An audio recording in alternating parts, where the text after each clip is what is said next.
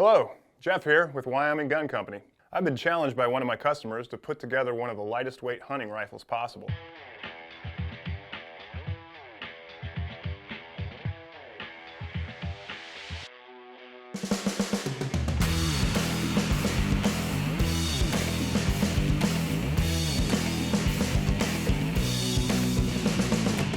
We're going to be utilizing an action by Defiance, one of their anti-actions.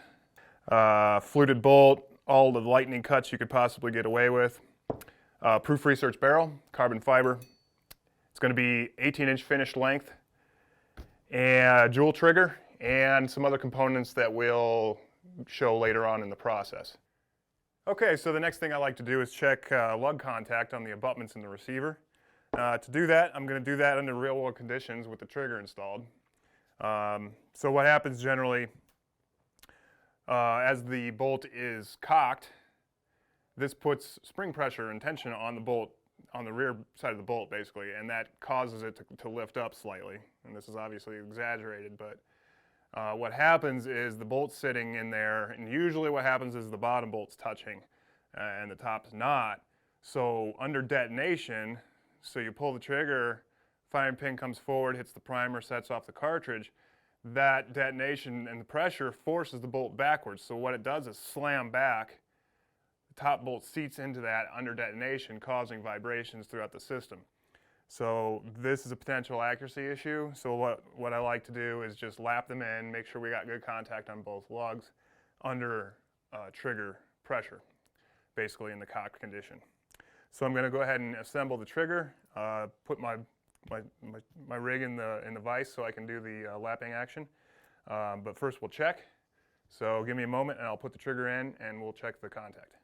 Okay, the way I like to check lug contact is use a red Sharpie marker and just color the backs of the lugs, install the trigger, and give it a couple swipes and see what we got. So I'll go ahead and color the bolt lugs.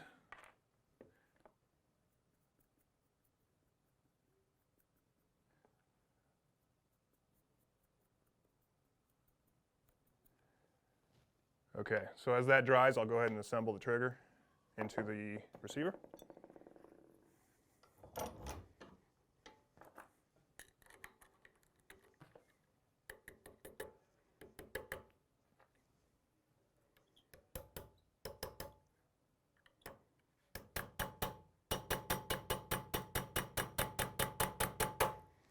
It's a tight pin.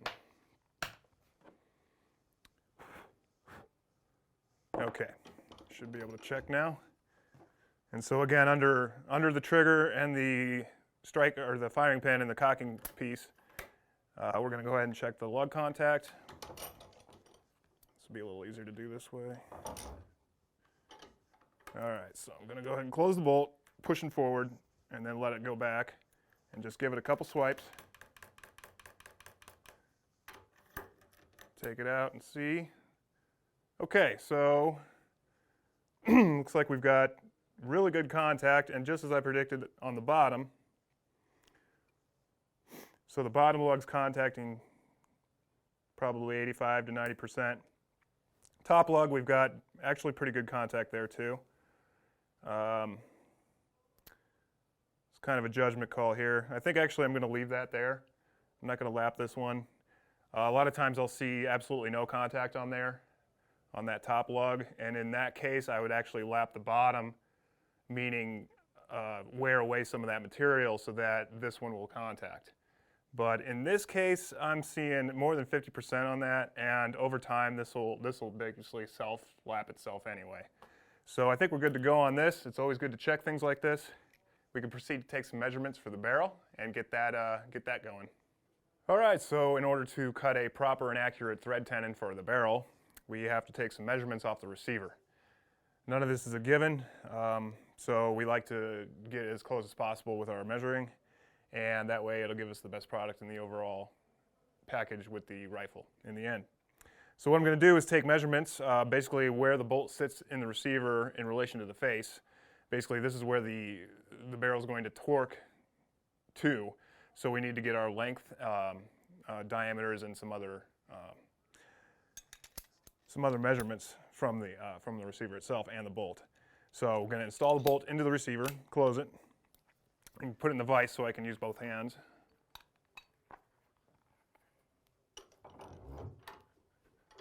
Make sure we're closed. So with my depth micrometer, I'm going to go down, and you can't see this from here, but I'm going to go ahead and touch off and measure the lugs first. So we'll get a measurement there.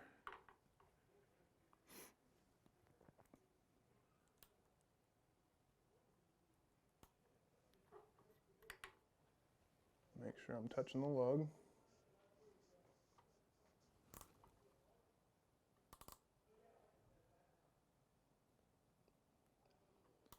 .963, and I like to measure both lugs just to make sure they're even and one's not a little bit further out than the other.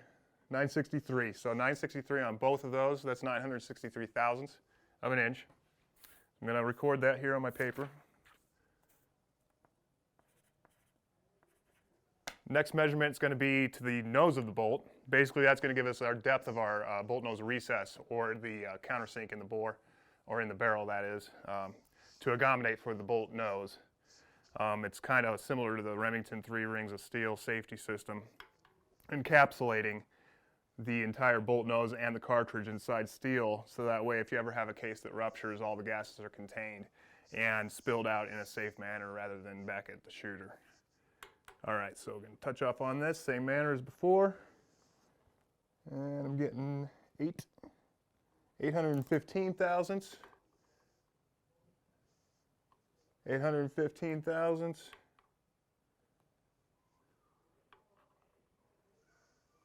815, all the way around.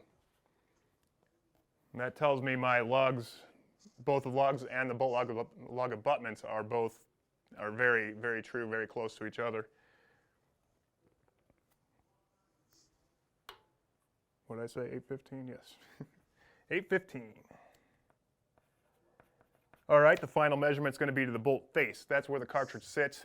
That's arguably one of the most important measurements. That's going to be headspace. That's basically your safe distance between the bolt face and where the cartridge stops in the chamber. That's going to make sure our case stretch is minimal for the hand loaders and everything's within safe specifications.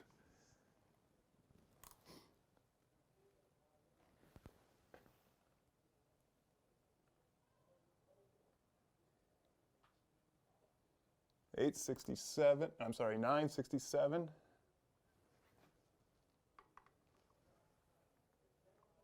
967.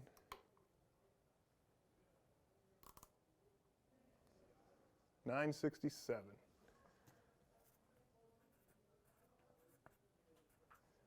So we've got a little calculator to do, and then we'll have our dimensions for our barrel. I'll install the barrel in the lathe and start cutting on that, cutting the thread tenon and installing it into the receiver, fitting and chambering it.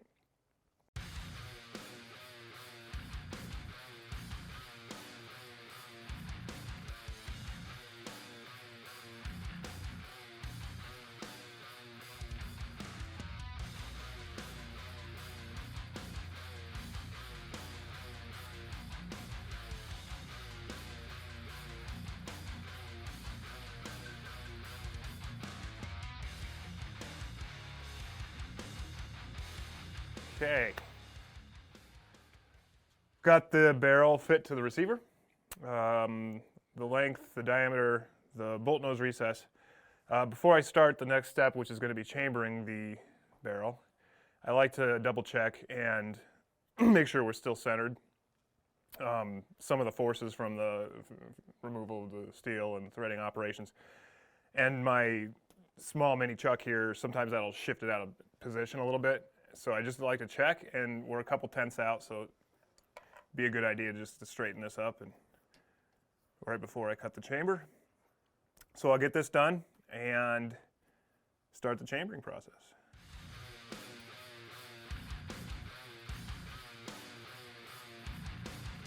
Well over a 1/4 inch depth to go. So doing about 100 thousandths per pass until I get to about this point. I'll choke up the spindle on the tailstock, reset everything, and then go about 50 at a time, and then half that, until I approach my headspace depth. So, like I said, I got well over a 1/4 inch to go, so we'll keep going here and stop when we're right there at headspace, and we'll see you then.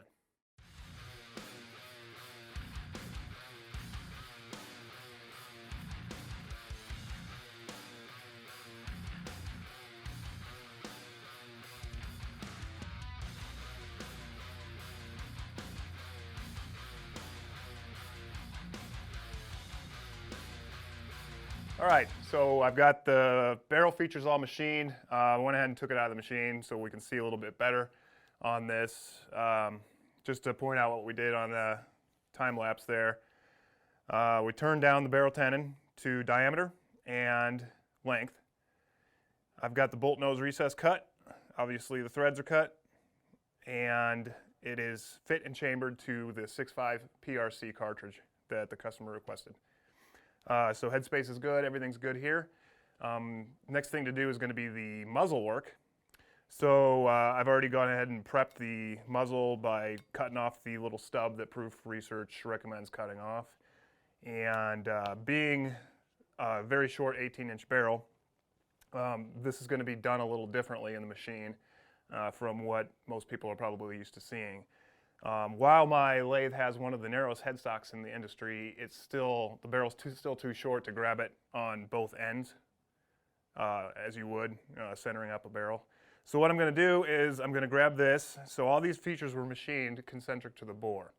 So grabbing this, soft jaws and a 3-jaw chuck, that will maintain concentricity there. Then I'm going to hold this end in what's called a steady rest. So there's 3 roller bearings that are going to grab this end, which will allow me to do all the machining on the muzzle, such as the crowning and chamfering the end of the muzzle there. After that's complete, we'll stick in a live center and do all the machining. The customer wants threads cut on the end of the muzzle for a suppressor. So we'll get to the machine, install this, and show you the process of how that gets done. All right. I've got these brass shims to protect the threads. I don't want to crush those on the hardened chuck jaws. Kind of takes 3 hands to do this.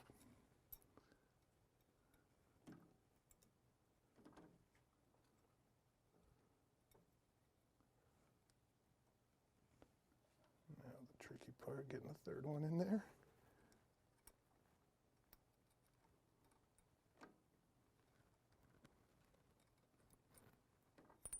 Yep.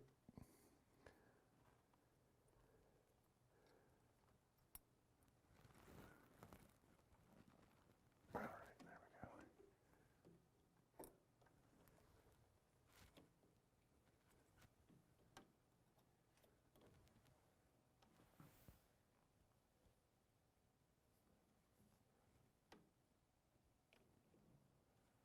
go. Okay.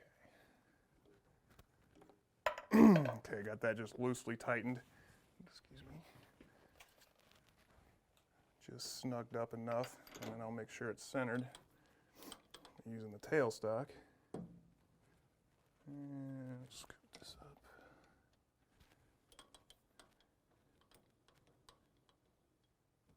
And I'm just holding the bore with the live center there, just to get the steady rest kind of positioned. All right. And I'm just lightly touching the roller bearings just to kind of feel. Now this material will be cut away after the threads are cut, so that I'm not worried about marring that. I certainly would rather have it held rigidly than worry about smushing the steel, so that's a benefit here. And we don't want too tight, but certainly not too loose. And then make sure that live center is engaged. Okay, so now I can go ahead and tighten the 3-jaw chuck's jaws. Quite snugly, I don't want that moving. And then I just like to give it a little wiggle, make sure there's no play in there. I feel good that we're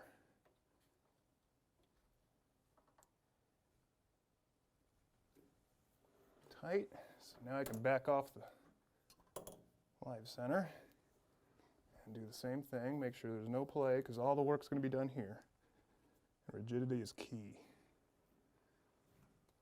for accuracy. So cool, I'm happy with that.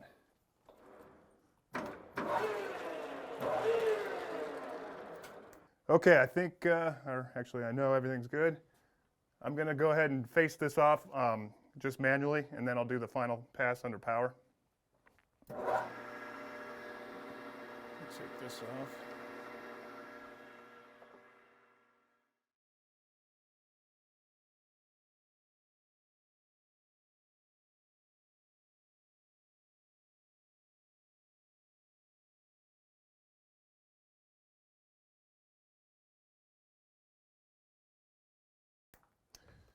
And that looks good to me.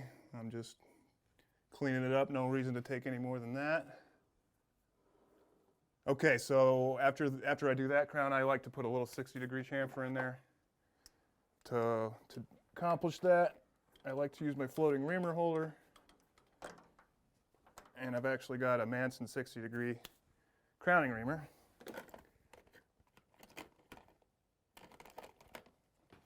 Stand by. Number 2. So this reamer, 60-degree angle, and it's got a live pilot, so it's going to follow the bore precisely with my bushing, and it's going to cut a very nice 60-degree chamfer evenly all the way around, concentrically. You can get away with using a chamfering cutter, but this is just a little bit better method.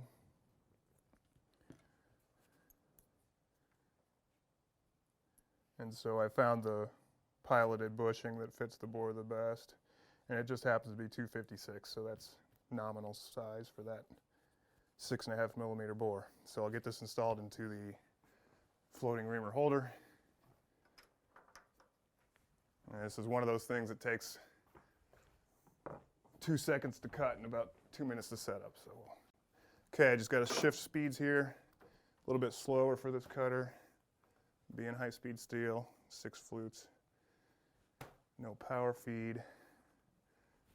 Okay. Feed 1. Off. Okay. A little bit of cutting oil. Scoot it up. Lock it down. And then being a floating reamer holder, this is certainly going to follow that bore precisely. And just a light chamfer. That's just perfect. Okay, cool. So I got the steady rest off. Live center back installed. If you want to look around here, I've got the crown protected with what's called a crown saver. So that's just a soft brass piece, just so the hardened steel live center won't bugger up the nice crown I just cut. And everything's nice, tight, rigid. There's no play in there. So I'm ready to go ahead and cut the threads for this barrel. So first thing I like to do is lay out a line, basically my length. Let's go backwards here. So that tells me approximately how long I'm going to make the threads. In this case, it's going to be 5/8, 5/8 diameter. So I usually go with a 5/8 length.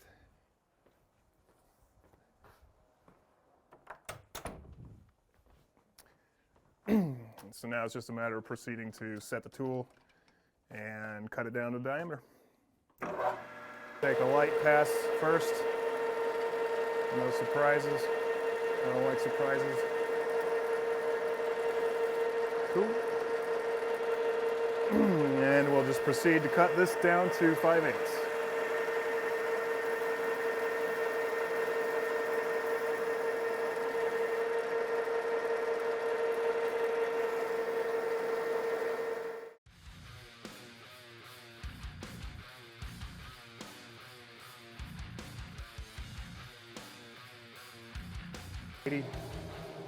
So yeah, in a setup like this, I'm very cautious. There's a lot of flux going on, so I approach my final dimension cautiously. Little bits at a time, no need to rush anything, and constantly measuring with a very precise micrometer.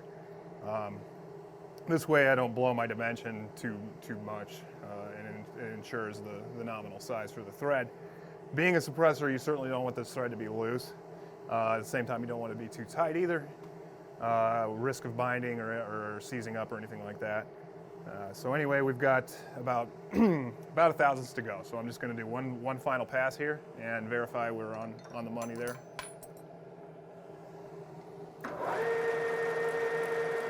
And you know, a lot of times, especially like I said, the flex here, I'm not even going to advance in. I'm just going to take a cleanup pass. That should get us down to where we want to be. And you can see a little bit of chips coming off there. Yeah, it's probably a little more than 1 thousandths actually.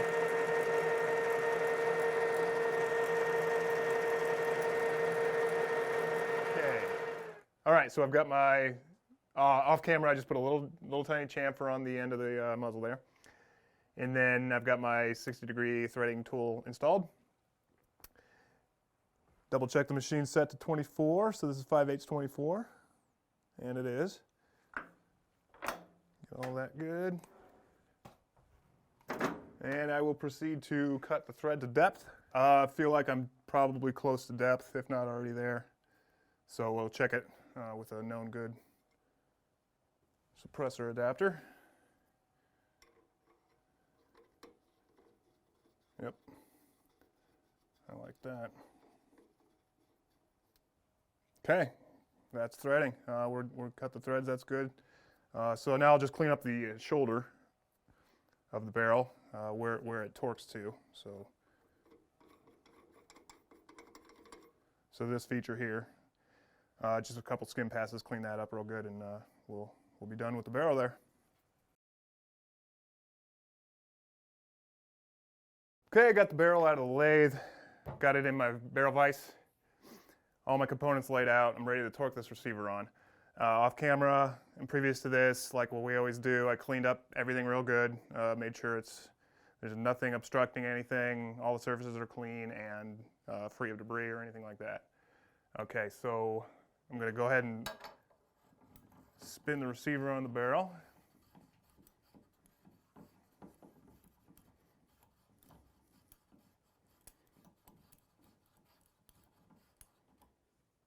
And then Defiance makes a handy torquing device here that fits the bolt raceway and just gives you a very positive way of torquing it.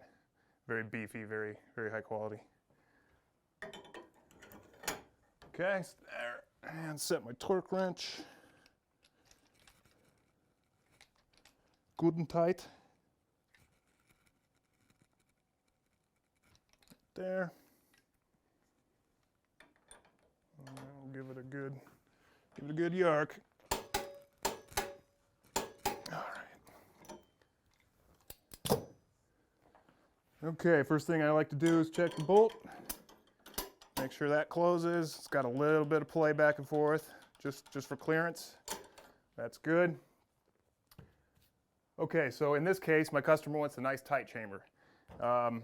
He may or may not be reloading, so we're going to be concerned about case stretch and things like that. So a common method is to take a go gauge, and I've just put one piece of cellophane tape on the back of this. This increases the length by about 2 thousandths, so we're right in that match grade chamber area. So what I want to see is this bolt not close on this gauge. And there we are. So it won't close there. It should close freely when I pull the tape off. So the tape's off.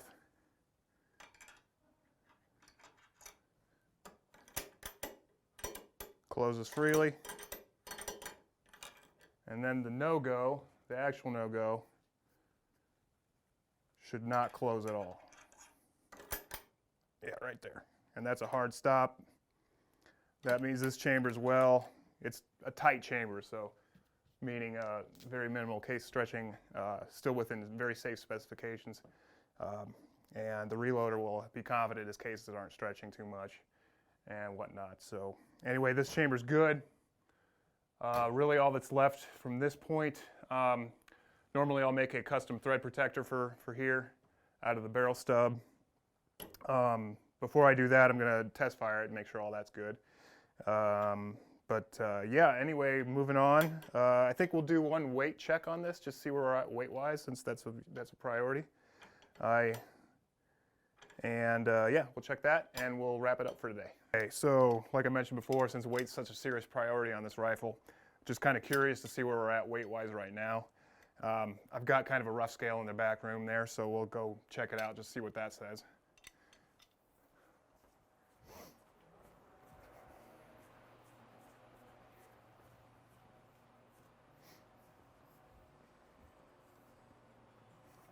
All right, so certainly not the most precise scale, but you know, it's got my bluing salts and stuff on it still. But anyway, we'll zero it out, tare it, and just kind of give us a rough estimate as to where we're at weight-wise on this guy.